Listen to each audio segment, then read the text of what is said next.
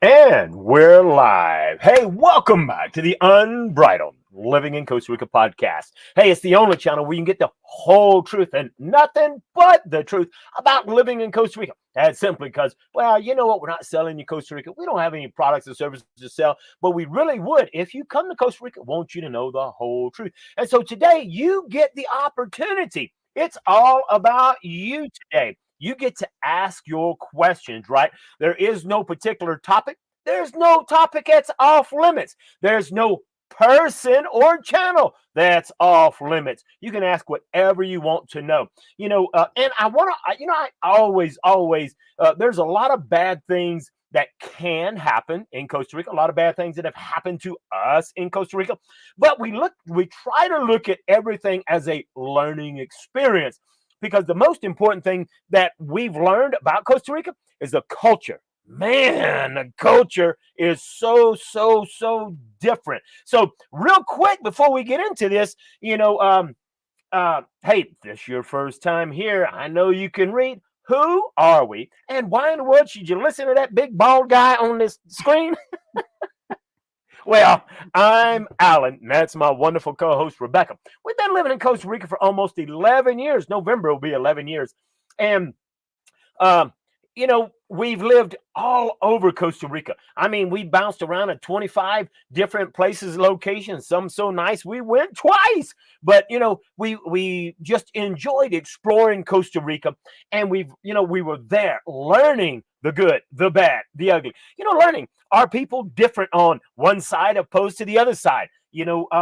Is the culture the same everywhere? Well, we come to find out a lot of stuff, and we love to share our perspective and stuff on the back. I don't believe there's anybody that knows Costa Rica as much as we do. That's including the locals, and that's simply because the locals, well, they don't move around, and so they can tell you about Costa Rica, but they're telling you about where they live at. Lots of channels, lots of people. It's nothing against them. Most people, when they come here, they live, move to La Fortuna, live in La Fortuna their whole life. And they can only tell you about La Fortuna and that touristy area, and pretend to know everything else. So, hey, there's lots of amazing things that happen in Costa Rica, but there's a lot of things you really need to know about so you're prepared, like Rebecca loves to say. Hey, not trying to scare you. Just trying to prepare you. Trying to prepare you. And if you're prepared, and then if any of those distasteful things happen, you know how to handle it. It's that simple. Yeah. Just don't take it to heart. Don't take it to heart. So before we get started, what's been happening on the off-grid homestead? We have cabinets. Hey, we've got some kitchen cabinets. I really wished I had some video for you today, but today was kind of, this week was a little bit crazy. So I built some kitchen cabinets. They still kind of in the raw, been closing them in. But we got some kitchen cabinets. I got this old wardrobe because, most houses, matter of fact, we lived in over 25 different places. Was there ever a single house we lived in that had actual closets in the house? Well, the house sits, the American or Canadian houses that we stayed in. Name one house sit that actually had closets, not a wardrobe that they bought and stuck in there. Carmona House had a big closet, even though it had bats in it. Wait, but closet with bats. It was open, The one that we stayed in Estorils, Jacques. And was it? I think there were actually closets in there. There wasn't no wardrobes they moved in. I think in Jacques and Paris, there was like a huge walk-in closet. Remember, but those were different builds. Different. So very few. So an actual Tico build. The houses we've rented. Yeah. I can't think of anyone that had a closet out of houses that we've rented. House. And not many Airbnbs either that we've stayed in. Right. So anyway, my point is I've got this big wardrobe that we bought, moved around with us from house to house so we can hang our clothes.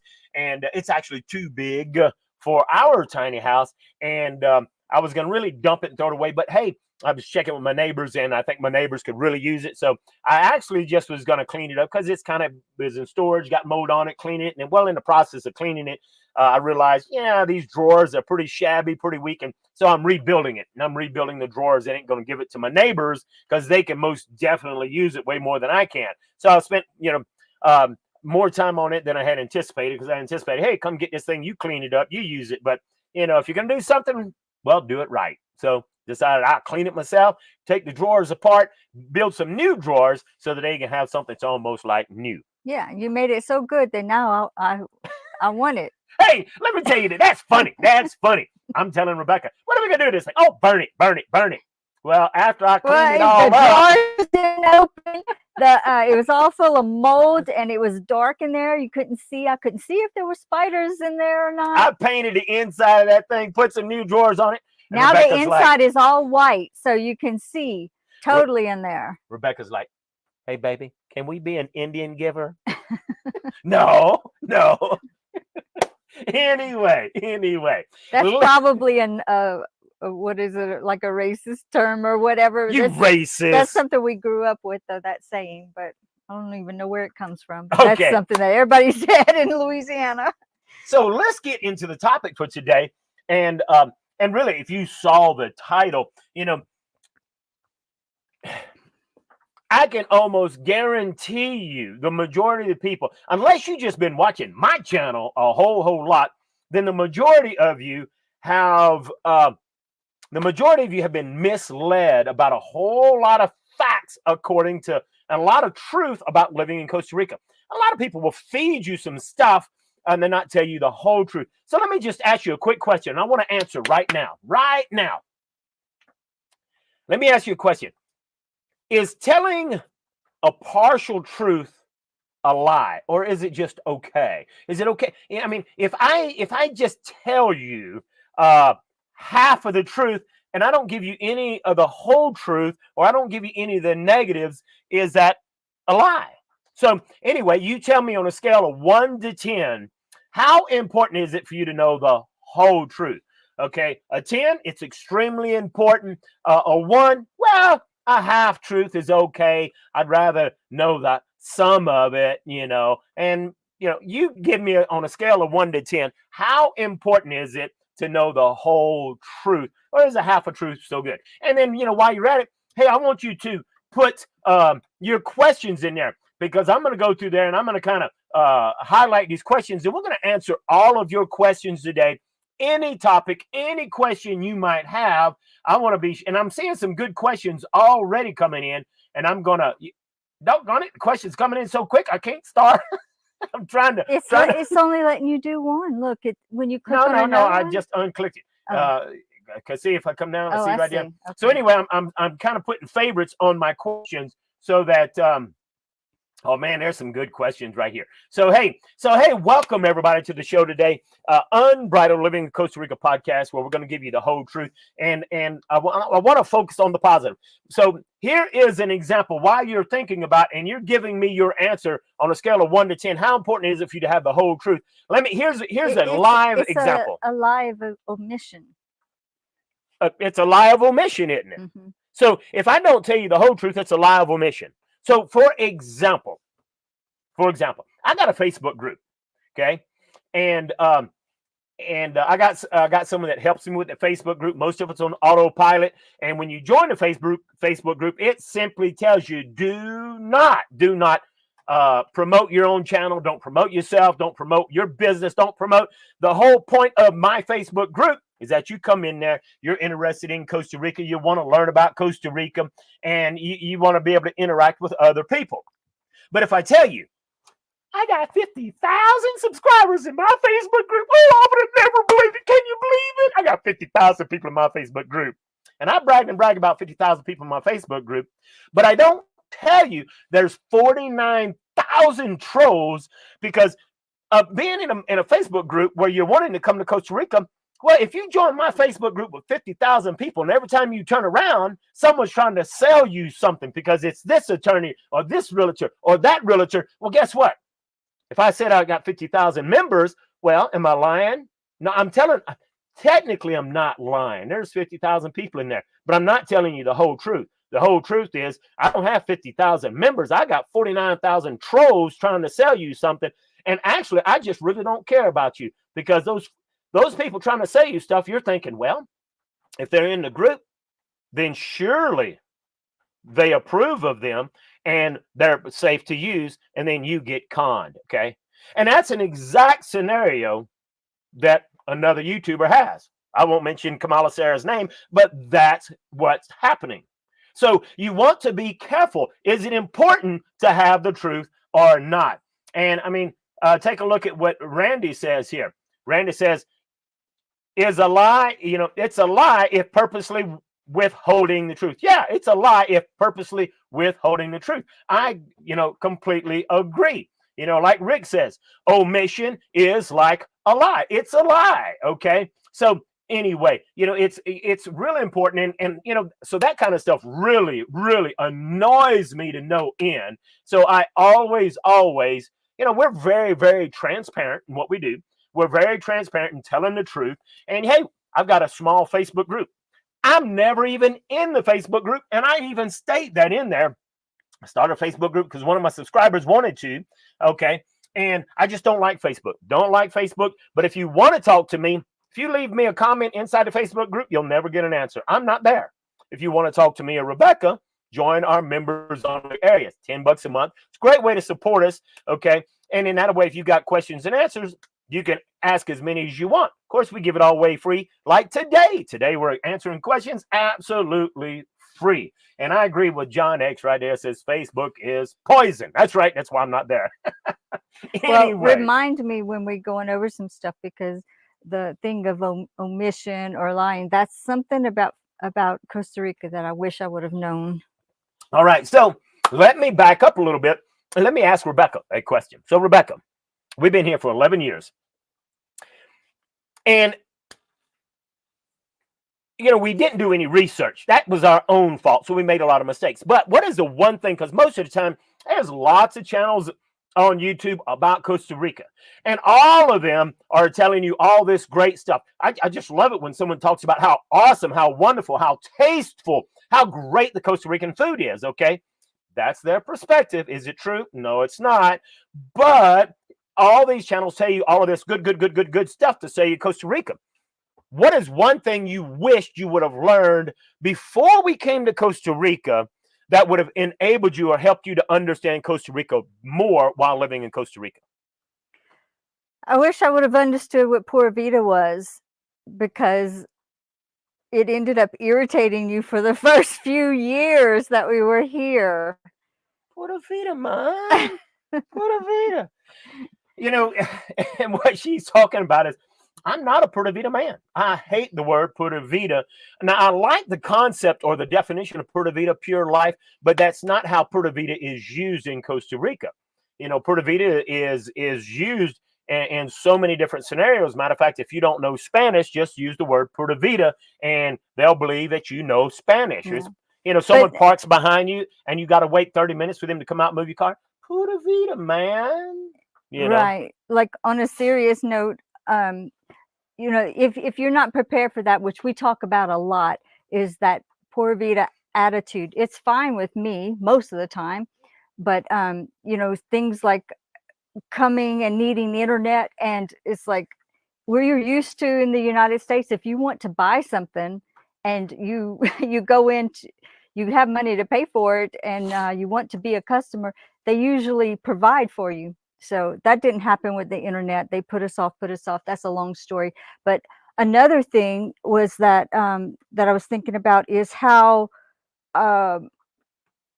Costa Ricans they don't want to tell you no, or say that they don't know. So they like to be extremely helpful, but sometimes that's not helpful, especially when you're asking for directions. Several occasions we've asked for directions, we kind of get wrong directions or inadequate directions.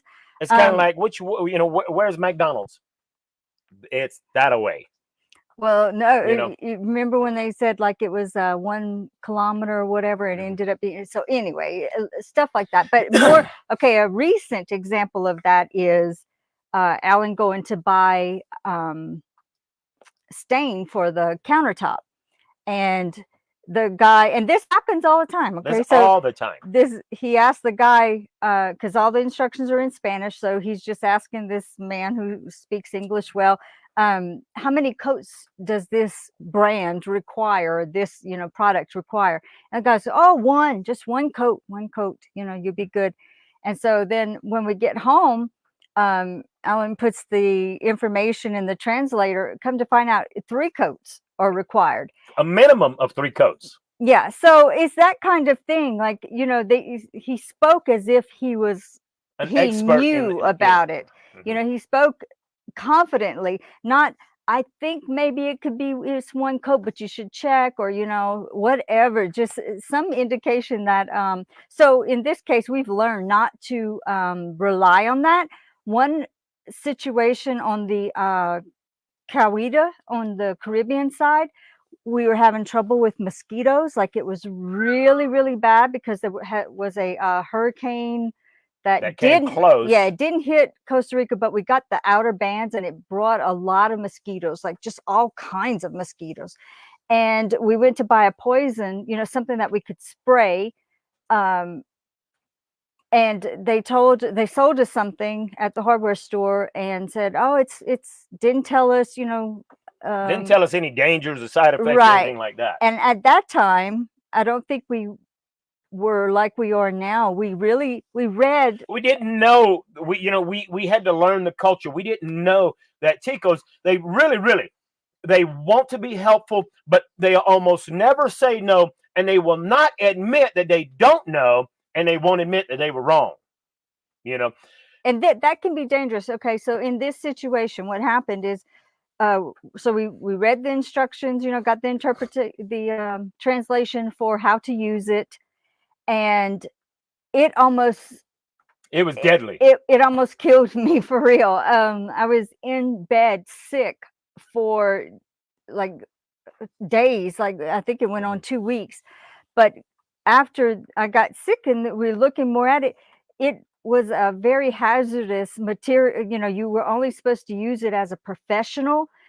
You were supposed to have a mask and gloves and all of this stuff, which it said it in the fine print, but it did not say it in the directions. And so since we were sold it and told, yeah, it's fine, we didn't read all that other stuff. We just read the directions on how to use it. So that was really bad. I got really sick. So these are the things that we want to share with you. And look, keep in mind, you have to really, the number one most important thing about coming to Costa Rica is understanding the culture. Okay, you're not going to escape Ticos. If you live in Costa Rica, if you're as remote as us, you're still going to have to go into town at some point in time. You're still going to have to go into the bank if you decide to deposit a little money there, and you don't have to have a bank. You still got to, internet, you still got to deal with Costa Rica. So it's important to understand the culture and understand it. And most of the time, the Ticos are not intentionally trying to mislead you. They're trying to be helpful. That's what I was wanting to get at. It's not really lying. They're not purposely like trying to deceive you or anything. They're just trying to, I don't know how to explain it, but they just want to be helpful. They want to be helpful. Whether they know or not. Yeah, and they don't want to admit that they don't know, because then they feel like they are stupid or don't know or ignorant. Yeah, so they want to helpful. So let me answer. So look, I got lots of questions here. That's a minor thing. That's a very minor thing. You just, if you know about it, then ask 2 or 3 people before going that away. Right. Okay. Ask more than one person and read, use your translator to read anything, products and stuff like that. It's just important. If you know it, when it happens, you're prepared. You're like, well, Alan and Rebecca said they might give us the wrong direction. So go a block down the road, pull over, ask someone else. Oh, it's not that way. It's this way. And of course, the most important thing when it comes to directions is have Waze. WAZE. Have Waze on your phone. You'll never have this problem. I wish we would have known that. Well, Waze wasn't in existence when we first came here. Oh, really? No, it wasn't. It's brand new. So anyway, anyhow. So, hey, John X is like, wine? Where's the beer, brother? Well, a little bit chilly today. So I decided to get some wine to warm me up because it's been one of these days. There hasn't been a whole lot of sun. So having a little wine, but I tell you what, come on down, buy me a beer, brother. I mean, an apple juice, and I'll take it. All right. It is chilly today.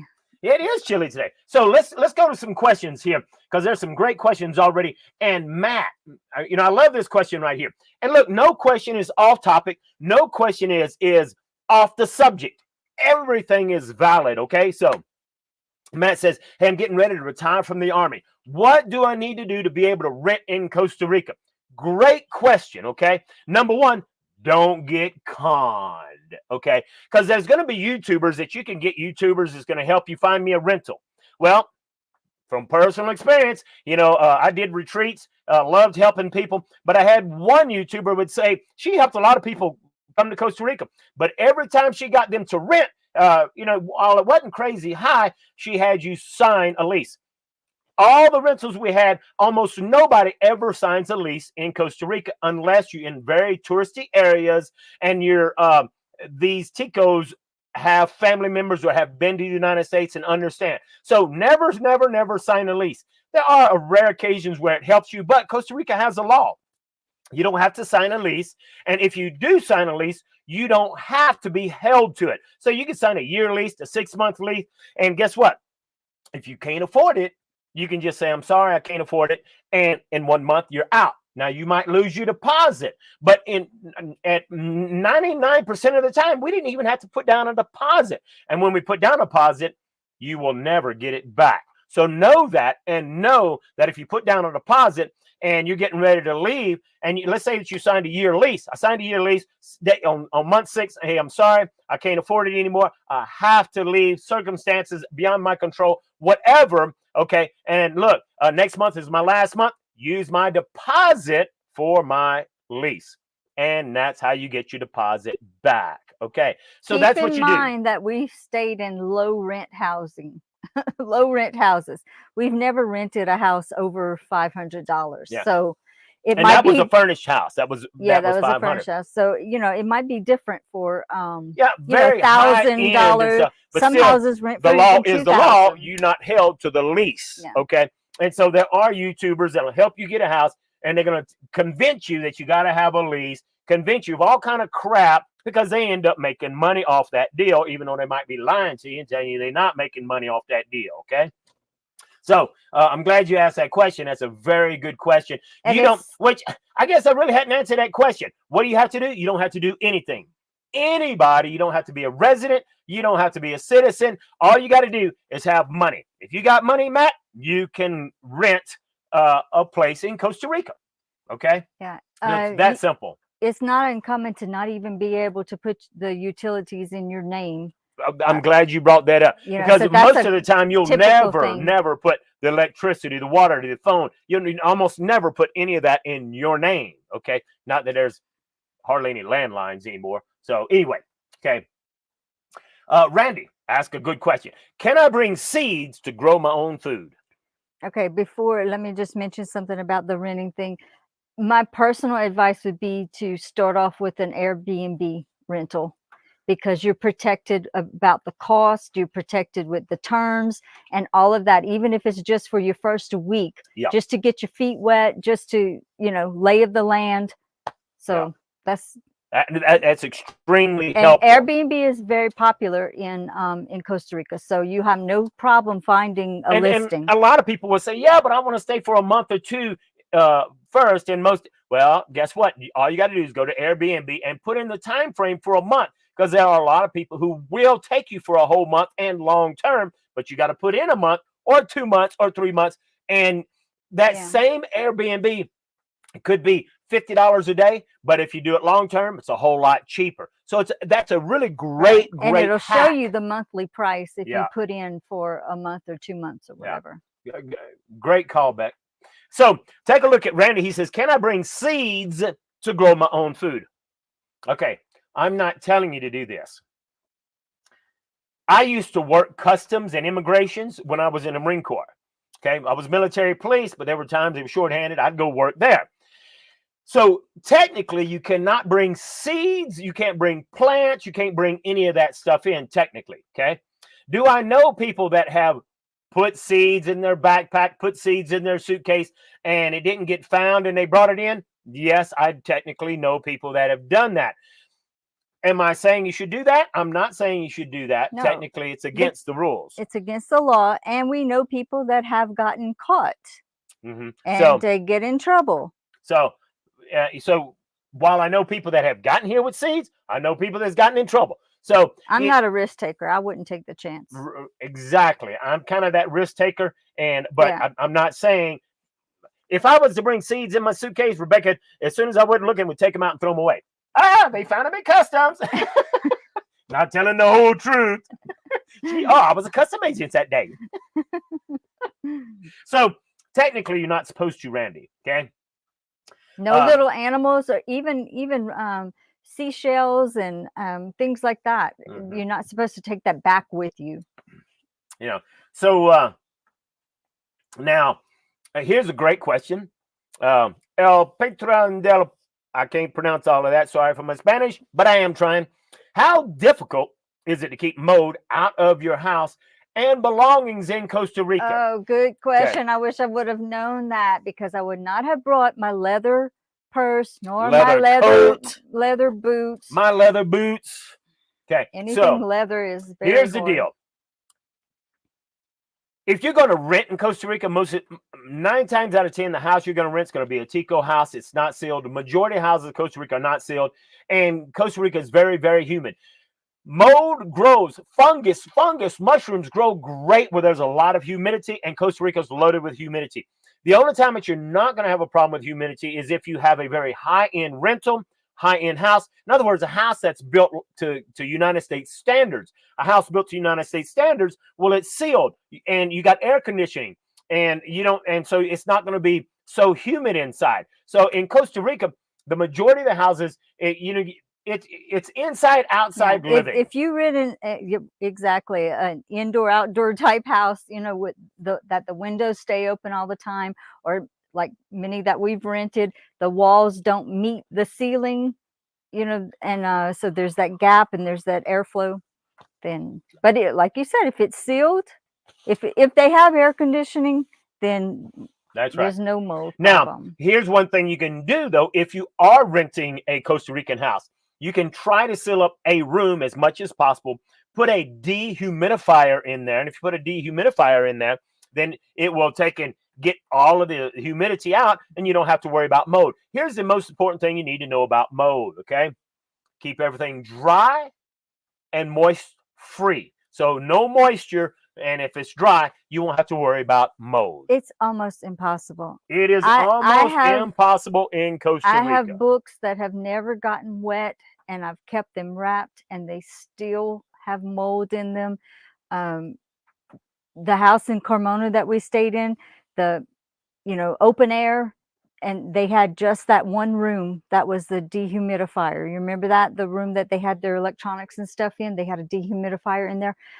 The rest of the house was sealed, but that indoor outdoor living, just the air, the moisture in the air, their stuff was all moldy, and their stuff stayed dry.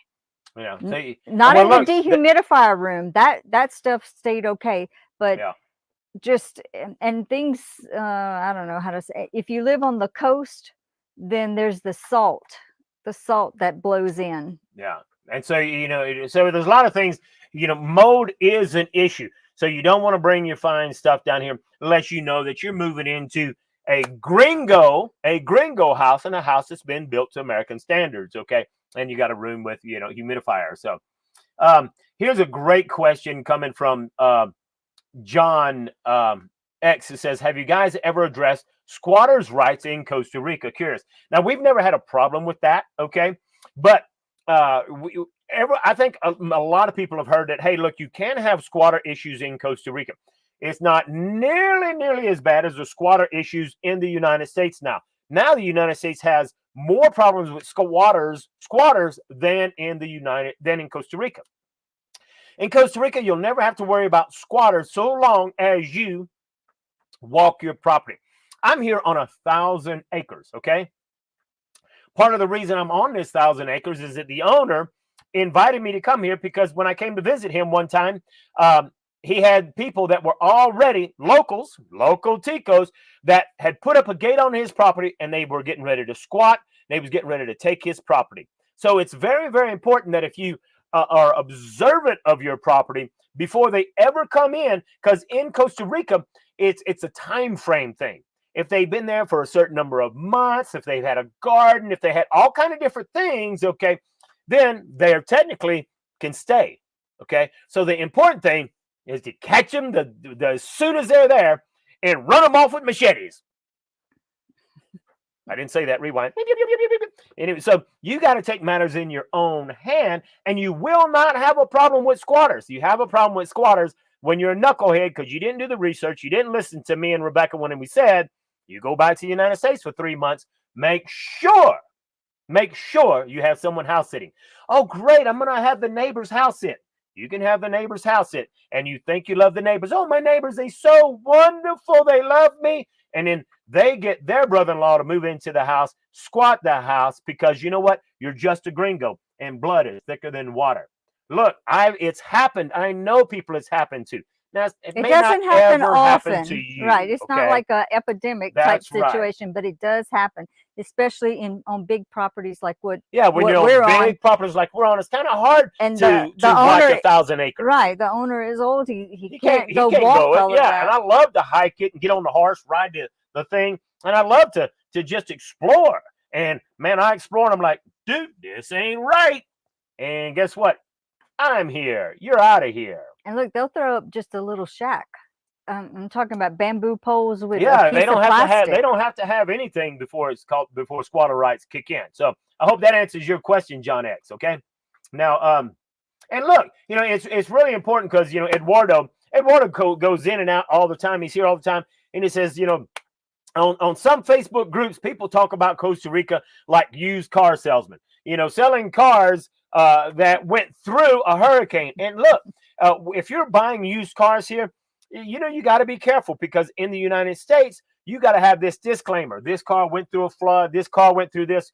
In Costa Rica, there's no such thing. I don't have to tell you that this car has been in 10 accidents. I don't have to tell you it was a flood. I don't have to tell you any of that stuff. So a lot of big corporations in the United States take those cars that have been in floods and stuff, send them to Costa Rica where they can sell them, and then they can sell them for extremely high prices because they don't have to tell you that it was in a flood. Okay, so it's a good point there, Eduardo. I'm glad you brought that up. Okay. Hey, Rick has a good question here. He says, I love the country, but I've only done it through a travel agency. So you paid serious money, and I can understand. Okay. I want to schedule a trip on my own. I'd love to visit an area with mostly spring weather. Okay. So there's a lot of places, mostly spring weather. And so you can travel anywhere in the San Jose metropolitan area, spring-like weather. You can enjoy the Tinamasa area, tiny area between San Isidro, Perez Celedon, and Dominical, spring-like weather. And, there's a lot of spring-like weather areas. Anywhere from Perez Celedon, if you're traveling the highway to San Jose, man, there's that road. That's Death Road, where spring-like weather. But the key to getting spring-like weather is to go up in altitude. If you get around 4,000 feet, you're going to get spring-like weather. We're at 4,500 feet. We got spring-like weather all the time. Today's a little bit nippy. It's wonderful, okay? So, while travel agencies are nice, a lot of times you will pay because you got to pay for that service. Nothing wrong with that, okay?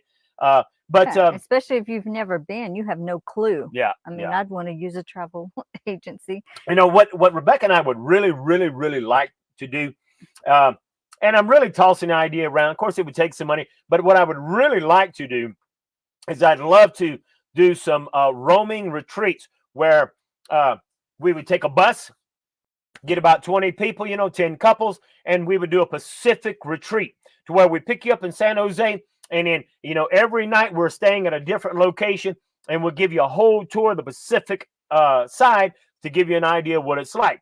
We'll do a middle of Costa Rica retreat. We'll do a Caribbean retreat. We'll do a San Jose metropolitan retreat to give you an idea of all these different areas and educate you about them. If you think that's a great idea, And if you really think, if you think it's a great idea, put a 5 in the chat box. If you're like, dude, I would sign up for a relocation retreat that would take me on a tour and show me, I guess it'd be an exploration retreat. Then if you know you would sign up for one of them, put a 10. I'd like to just get your feedback if you think that's a really great idea. So where you'd be on a bus while we're traveling. We can educate you about the pros and cons of Costa Rica. And then we'd stop, eat here, check out this city, check out that city, just to give you a feel for the different areas of Costa Rica. So if you're like, man, that's a cool idea, be sure to put a 10 in the chat box if you'd sign up. You think, oh, I'd love to do that, but I probably wouldn't sign up, but you think it's a great idea, put a 5 in the chat box, okay? Just kind of, I'd like to kind of feel you out, okay? So, we could go places that are not on the tourist path. yeah, you know, you'd be able to see a lot of places that we've been and have explored and enjoyed. And oh man, we can show you all kind of stuff that you would never get the opportunity to see by just going to a relocation retreat. And you know, I love the weather in San Jose and that surrounding area. I wouldn't want to live in the city, but you know, if the surrounding neighborhoods, if you have some money, and it's not that expensive, but you can get a nice home, like in what is it, Etna's and or Antennas, however it's pronounced, Alajuela. Yeah. Here's a good question that Rick Mora has. Is renting a car very suspect, as I've heard? Dude, there's one YouTuber who's constantly, be careful renting a car, be careful renting a car, be careful renting a car. If you're renting from a small private agency, yeah, you can get screwed, okay? No, he does that. A lot of YouTube channels instilling fear. Get it all from me. Get it from me. He gets paid. He gets paid. He gets paid. Okay. Look, you go to a normal car rental like Dollar or we use Budget or Avis, I think. Yeah, you go to any normal branded car rental place, you're not going to have problems. It's going to be the usual thing. Now, the insurance is going to be way more than the normal insurance or maybe the down payment. I think when we first rented our car, we had to like put a deposit down for like $1,500 deposit, which we got back, you know. Yeah. But if we weren't prepared for that, we didn't know, and you know, we had to put that money down, and it was scary because we were in a foreign country and didn't know if we could trust. And you know, another thing with renting a car is it's not popular in non-tourist areas. Right. We rented a car, went all the way down to San Vito. To return it, the closest return agency was in Panama. Panama was actually closer to us than going all the way back to, you know, like midway of the country around San Isidro. So we thought, you know, San Vito being the kind of capital of that province would have a car rental place, and it didn't. That's almost 11 years ago now, though. So they might have that now. But don't you find that mostly the car rental places that we see are in the tourist areas? Most of the car rental places are in the tourist areas. Now, like San Isidro, when we first got here, it really didn't have any car rental places, but they do now. Okay. So, you know, and so the issue is stay away from the very small mom and pop car rental agencies. That's where you're going to get screwed. Okay. Because anytime it's a service, I mean, look, I went to go buy a lawnmower blade, and that woman wanted to charge me 3 times the price for a lawnmower blade. And, you know, I mean, this stuff happens. So you have a good branded car rental, no problem. But keep in mind, I think we rented from Dollar, and like she was saying, and then, you know, it always going to cost you a little extra to drop it off at a different place. I mean, you always save money if you could drop it off at the same place, but I wasn't driving all the way back to San Jose to drop it off. We rented it at San Jose, dropped it off at the border of Panama. And so we ended up having to spend, I don't know, $100 extra because we didn't drop it off at the same place we rented. That's just normal, even in the United States. Okay. So you're absolutely right. So anyway, now, couple of great questions. And since we were talking about renting, Doug says, hey, sorry, Alan, ain't no way I would rent my house for $500. Okay. I agree. You should not rent your house for $500. This was not a Tico house. It wasn't owned by a Tico. It was somebody from France, very much like a Tico house. Okay. And when it was furnished, it was minimal furnishings. Okay, Doug, I'm willing to bet your house is furnished to the T because you live there 6 months out of the year. And so you could easily rent your house with a pool, 1,000, and maybe even anywhere between 1,000 and 1,500. Now, I know the location you're at might be a little more difficult for you to get, 1,500, but you could easily get at least $1,000 a month renting your house because yours is completely furnished with everything. The furnished apartment house we were in, it barely had a bed with 2 sheets. It did have a washer and dryer, barely had table and chairs. And most houses in Costa Rica that are furnished, it's barely furnished. Well, okay. And this house was in a bad location. The driveway was horrible. You had to have a 4x4 and to get up it. So there were situations. And then that house, that was again almost 11 years ago. Now I have found with the advent of Airbnb, which I don't know if it existed back then, but it wasn't well known. Otherwise I would have used it. But that wasn't available to us that I know of that long ago. But with Airbnb coming in, things are a little higher, I find. Yeah, things. And so, so, hey, here's what I would do, Doug, if you're serious about renting your place, is to be thinking, okay, let me try renting it for 1,000, rent it for 1,000, or try renting it for 1,500, and then just play with it. If you don't get any bites, drop it down to 1,250.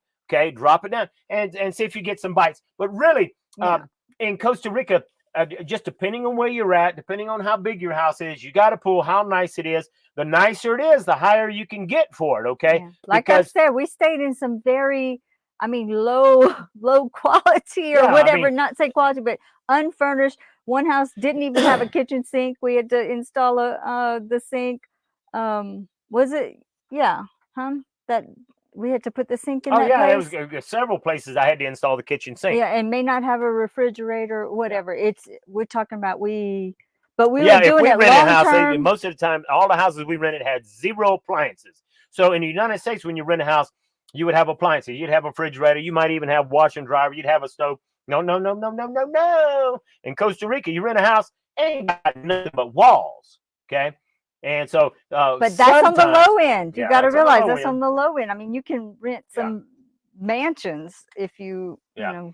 So Doug, because I'm thinking, I've never seen your house, but I'm thinking you probably have a house to American standards. Okay.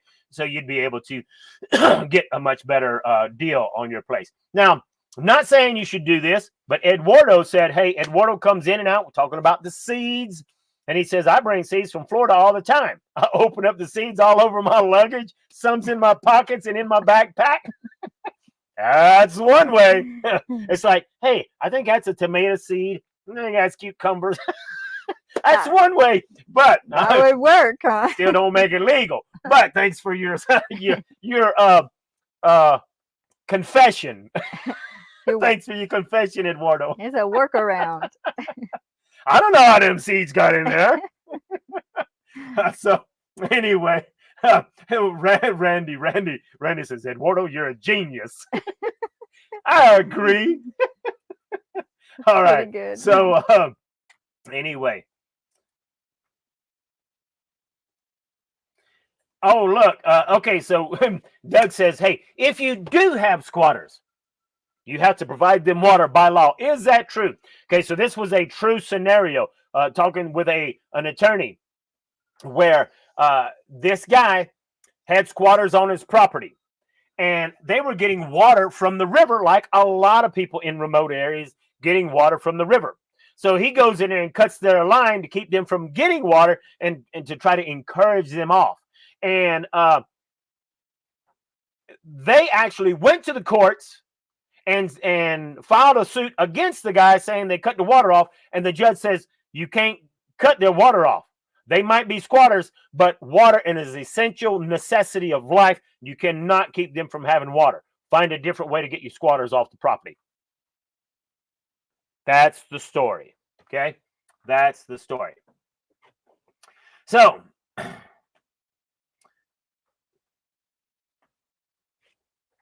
okay.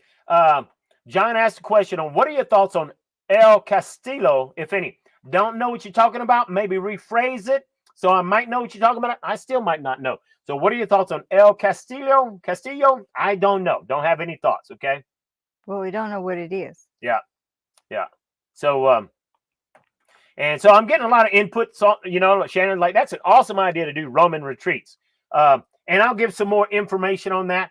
We're a long ways from that. Oh, we're a long ways from that. Well, maybe, it all depends. All it takes is one investor saying, here's the money to buy that van. Yeah. So anyway, now this is a good question. Shannon says, hey, I'm coming down for a long-term stay, 6 months to a year in November. Do you know anyone that does long-term car rentals? I don't at this point, but here are some thoughts, okay? There is a new website, and I know it's a website where you can lease your car. So do some Google search there, and I can't remember the name of that website, but hey, do some Google search, and there's websites, and you might even find some people in Costa Rica, because you know there's people that's always going back to the United States or Canada. They're snowbirds, and they would actually rent the car for 6 months at a time. So that would be my suggestion. Okay.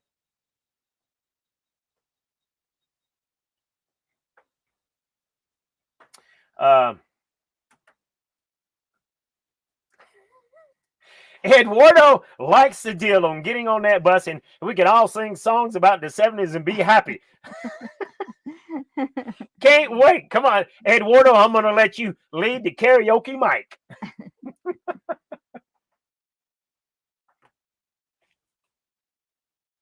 Okay, reckon I can agree with if she says, or reckon says, Costa Rica seems to me to be a combination of what you know plus who you know. And it's absolutely true. It helps to know people, and it really helps to be very, very, very friendly. Always, always be friendly.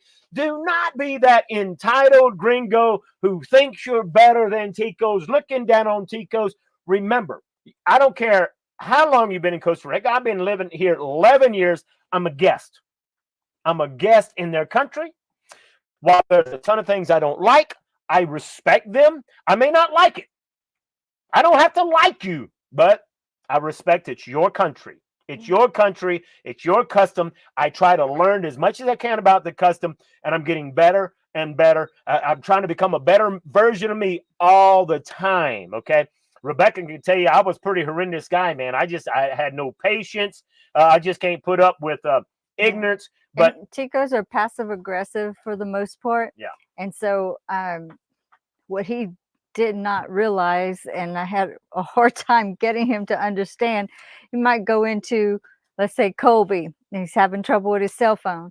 And so he would be so frustrated. Now he thinks he's being calm and cool, you know, like, but it shows. I mean, my expression, he oozes, oozes that he's irritated, aggravated, and even when you're not, your tone. I really even when try. you are I'm getting in better, but you know, even when you're in a good mood, you're not irritated. People can, you know, you sound maybe loud or whatever. So go into maybe Colby and asking for help, you know, with the cell phone, having that attitude. I could tell you those people would maybe know how to help him, but they would pretend that they didn't. You know, so you Lo siento. You really, really, really have, you know, and send you away. That and yeah. You know, so so hey, I've made the once. mistakes, and look, you know, if I recommend someone, if I make a mistake, I'll own up to it. If I say something on a video, I remember one time giving Lanco, I was putting caulk on the windows, and it said transparent caulk. I put it on there, it was white. And I just got through putting in windows here. I did a video talking about how crazy you buy products that says transparent. It was white. Well, about 2 weeks later, it actually turned transparent. Well, I did a video saying, you know what? I was wrong.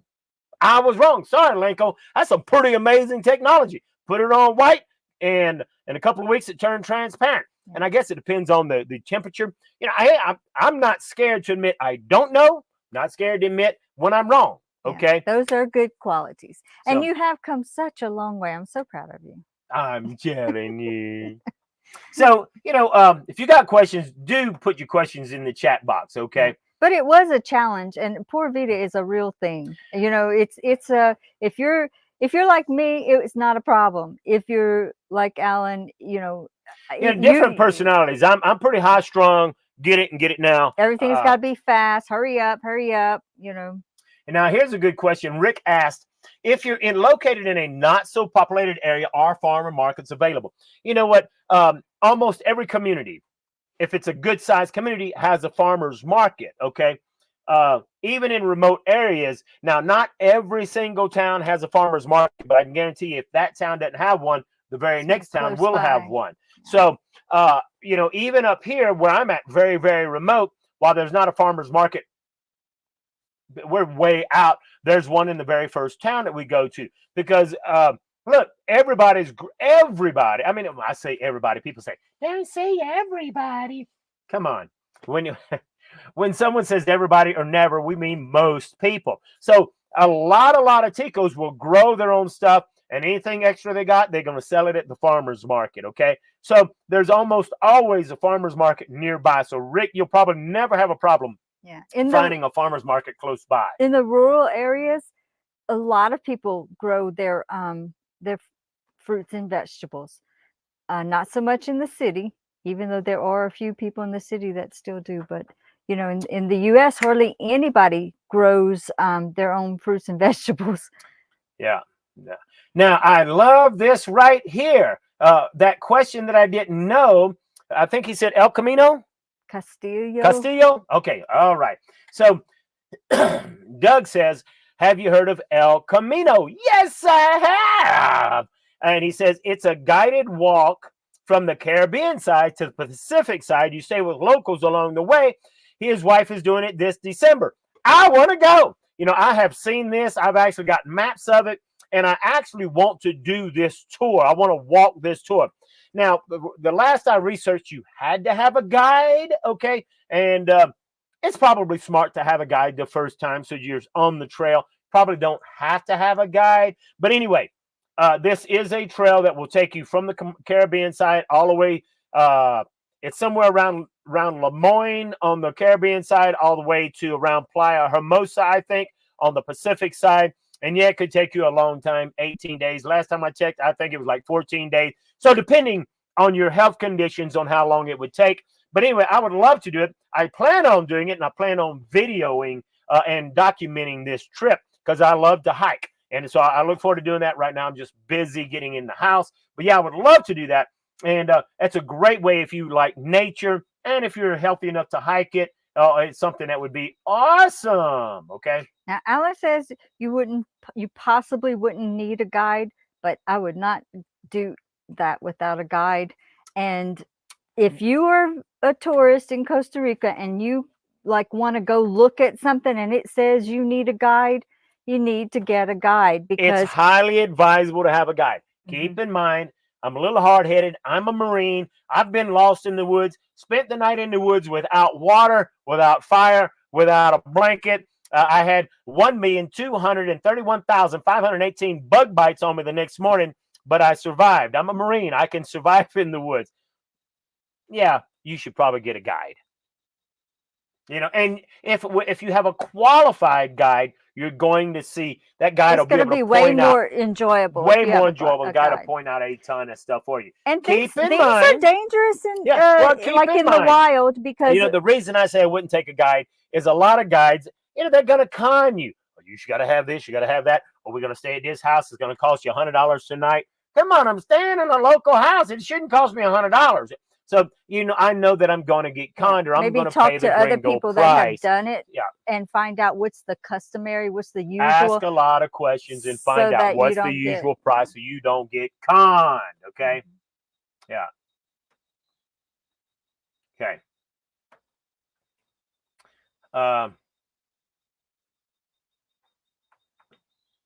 So I'm kind of scanning through some of the questions. If I haven't answered your question, be sure to put it in there. What is Doug saying about he's heard of? Doug says, oh, I heard others speak of El Castillo. As far as I know, it's a small community somewhere up by Arenal, Fortuna area with some good restaurants. He's going to have to check into it when he gets back. So I guess El Castillo, I've never heard of it. Like Doug said, maybe it's a community, okay?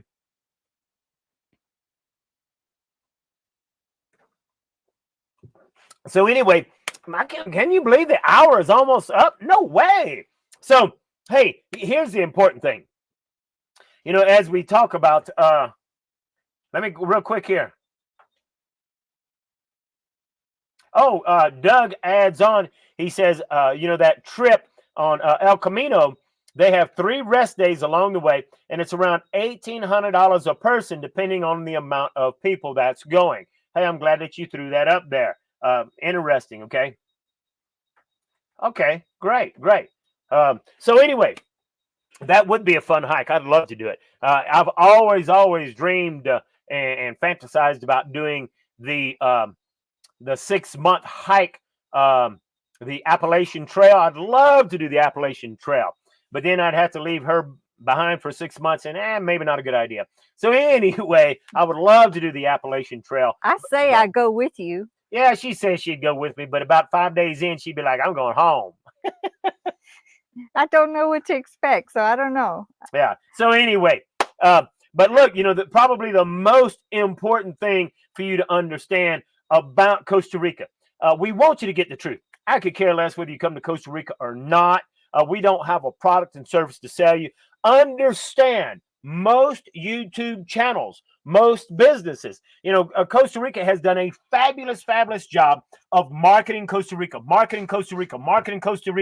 Costa Rica talks about how green it is, how beautiful it is. But guess what? Costa Rica never tells you about how polluted it is. Doesn't tell you about how much fertilizer, chemicals, all that crap. It doesn't tell you. Why? Common sense.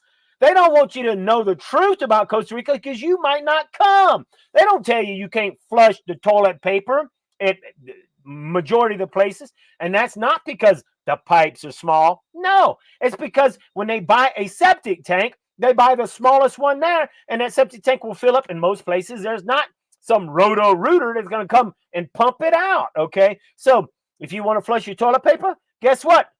At my house, I'm going to install a proper septic system, and we can flush the toilet paper, okay? I'm not putting poo paper in a stinky trash can. I'm not. I never have, never will, okay? So it's important that most channels, I've recommended a couple of channels and worked with a couple of channels because I thought they were honest, and they only proved to be dishonest, and that's why they're doing their own thing, okay? Yeah. A little thing like, you know, when we talked about signing a lease, because you never know what your neighbors are going to do, especially out in the rural areas, because there's not a lot of rules, and there's not trash pickup out in the rural areas. Everybody burns their trash. And Ooh. We had one house that we rented that the neighbor burned. They had a bunch of kids, and they burned poo paper and almost every pee day. paper, whatever, right? And it would just smolder because it was wet.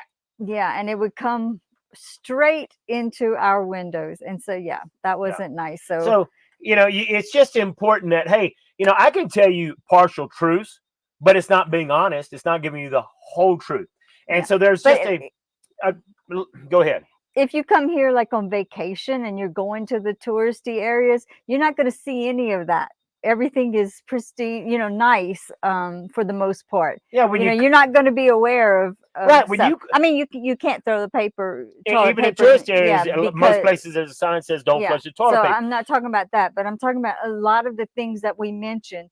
That doesn't happen in the tourist area. I mean, also if you stay in the city, a lot of people come to Costa Rica as a tourist, and they visit these tourist areas, they fall in love, and oh, this is so amazing. And then when they live here, look, it's totally different coming here as a tourist, visiting and living in Costa Rica. And look, you can listen to other YouTube channels where the only place they've been is one place their entire life. Do they really know about Costa Rica? No, they know about that place and their only perspective is where they live at, and they do nothing with Ticos, don't even have a car. Didn't have a car. Anyway, that's my point. It's really important to take everything that you hear with a grain of salt and understand a lot of people are not going to give you the whole truth. Matter of fact, I think we're the only channel giving you the whole truth, and that's simply because we don't have anything to sell. If you want to support us, great way to support us. Like it, subscribe, share. You know, you can always join the members only area, and you have direct contact with Rebecca and I, and you can ask us questions 24/7, and we're answering those questions in the members only area. Hey, you can join our Facebook group. Don't ask me a question there because I'm not there. I'm not going to answer those questions. But if you're a troll and you promote yourself, I'll boot you out. So anyway, we're here because I really believe in protecting people. As a military policeman for a little over 6 years in the Marine Corps, I swore to protect people, and I still do that today. I do what I do because I hate dishonesty, okay? And even a little lie is a lie. And so anyway, we're here to help you and take care of you. Hey, greatly appreciate you. I don't know what we're talking about next week, but hey, give me some input. I absolutely just love all of the information. I love all this stuff. So, hey, Rick says, starting a septic cleaning business would be a honey wagon. Yeah, absolutely. If you started a septic cleaning business, well, you would make money from the gringos. Ticos ain't paying you nothing. A Tico would be like, I ain't never paid anyone to clean my septic tank, and I ain't starting now. So you can make money, you know, where there's a lot of gringos, and touristy areas. Maybe in the city. Maybe in the city, okay? But so, good idea, Rick. Good idea, Rick. And, you know, I think Rick is from San Isidro. That area is growing so fast. That might be a thought. Yeah. It's not something that they think of because that's not something that they do. But, you know, that's a good idea when there's a need, but no one has thought of a way to fix it. Eduardo, you know, I mean, we love doing these every week. And Eduardo's like, we need 2 hours. Let's vote. No, don't vote because everybody would agree with you. We love sharing. But the important thing is we want people to watch these videos.